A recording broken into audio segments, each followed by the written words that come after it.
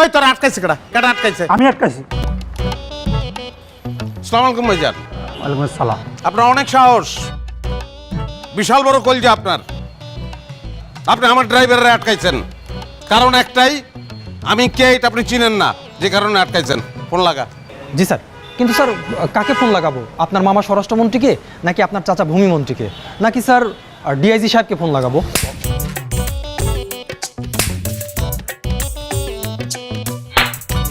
এই খারাপ অমিতাভ বচ্চন, তুই কোন মনে গা করোড়পতি মারাস তুই আমার লোকে না? অপশন দাস তুই আমারে? Sorry sir. স্বরাষ্ট্র, ফোন লাগা। আমি এইটাই ভাবছিলাম। ভাবলে চটকানা খালি গিলিগা।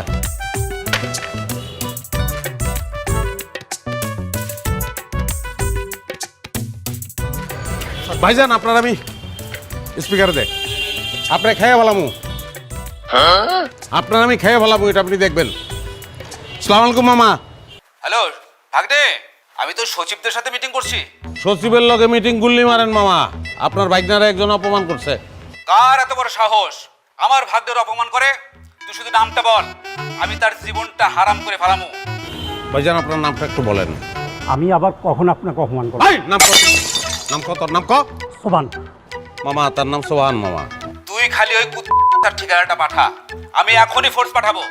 আমি তার জেল চাই না, বরবাদি চাই। গাড়ির শোরুমে জায়গায় থাকবো না, এখানে শোরুম থাকবো না। আমি গ্রামে খালেকরে ফোন দেবো, খালেক আইসা এই জায়গায় চাষ কইরা শস্য লাগাইবো, এটা আমি দেখতে চাই মামা। ওর শোরুমের প্রত্যেকটা গাড়ি আমি চুরির গাড়ি হিসেবে দেখাইয়া সবকিছু আমি চিজ করব, এবং তারপরে আমি তারে জেলে ঢুকাবো।